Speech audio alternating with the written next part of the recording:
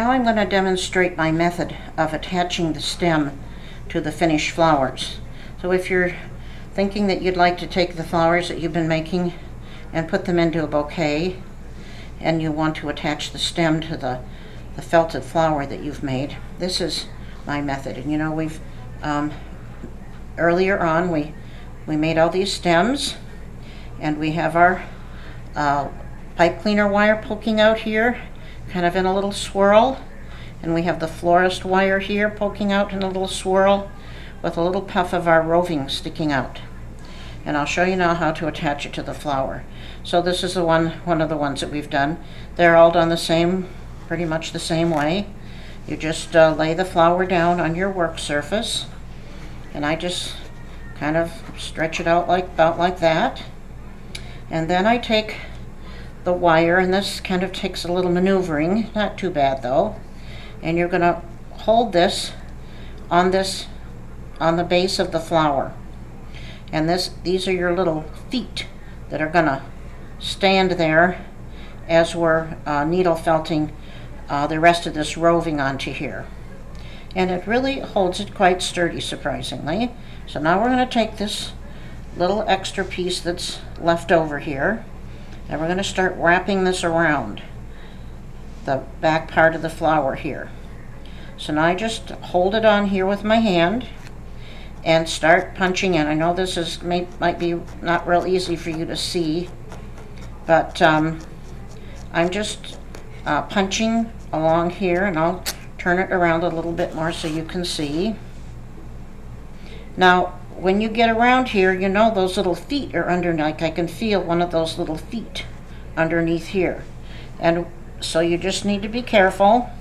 When you're punching, you'll feel it with your needle, so don't punch real hard, because you'll want to punch through the little holes in those little the little feet that you made there, those little circle feet. You'll want to punch the fiber through those little holes, so don't punch too hard, just sort of go gentle and keep twisting it around and pulling the fiber around, and keep working on it here. It takes a little doing. At the beginning, you'll be able to feel the wire, and so just be careful not to break your needle. I've at this point have never broken a needle yet doing this, but I punch pretty gently at this point. And then I just keep wrapping the roving around here, and just keep punching into the base of the flower.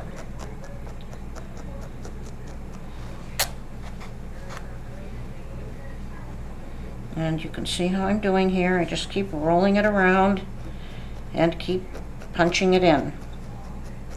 Now, after I've got that part wrapped all the way around, and I'm almost all the way around now,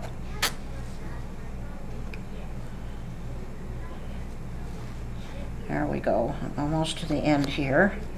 I kind of take a look at it and see if I want to add any more roving to it, and if I do, I can just pull off little pieces of roving and add it too.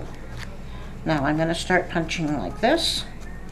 At this point now, the stem is held on there, and I can just lay it down and work on it here till I get it a little more dense and held on. Now this particular one, as I turn it around, I can feel the wire there, and as I'm working, I may need to add a little bit more roving there. But this takes a little while, but it's not too bad.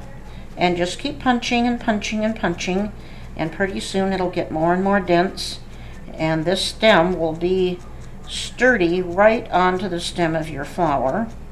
And then when you get ready to put it in a vase, it'll stand up nice and sturdy, and you can bend it and shape it around into however you want it to look in whatever bouquet that you're putting together. So now I'm going to probably be working on this a little bit more, but that gives you an idea of, you know, how that's starting to hold on there. But I would spend quite a little bit more time punching here and needle felting, and like I said, I could add a little bit more roving. Now I do different things. Let's say the lily here. I got the idea that I wanted to add, this one I did with some darker roving for the stem, and then later after I attached the stem onto the flower, I took and as I laid it down like this, and I added a little bit more roving this way just to give it a little bit different look there. So that's one way to do it. Let's see if I've got some others. Here's one of these roses I did that way and added some little extra greenery pieces up into there. Here's another way I've done it on one of these roses. It's just almost a scallop. I've added a little bit more. You see it didn't go up as far as I did this one, but a little ways. And kind of did some little swirls along between the different petals there. So that was the way I did several of those, and you'll come up with your own ideas too.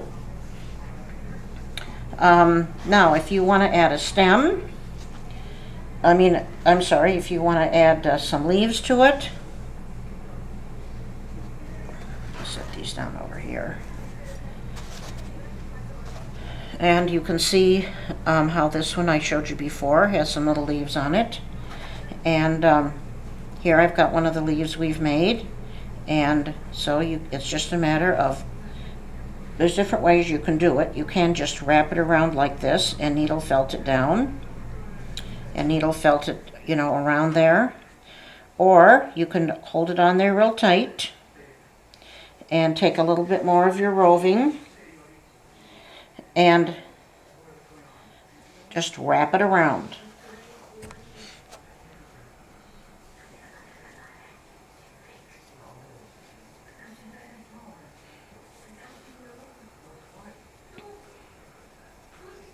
So there we go, like that. I'm going to pull some of this off and then just twist it on there a little tighter.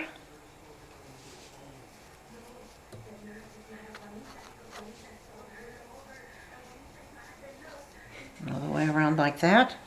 And now we have a little leaf on here. And so that's kind of a nice addition to it too, depending on what you want to do with yours. Like I mentioned, another one I did was to add some leaves just onto a stem.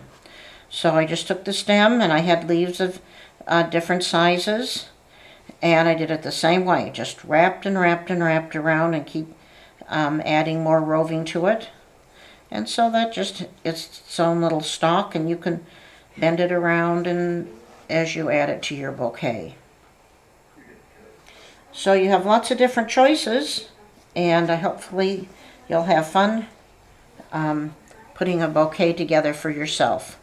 I'd love to see your project, so check out my email at the end of the video here. Post something on our Facebook page or send me an email and share some of the projects you've done. Thanks for joining us, and happy felting.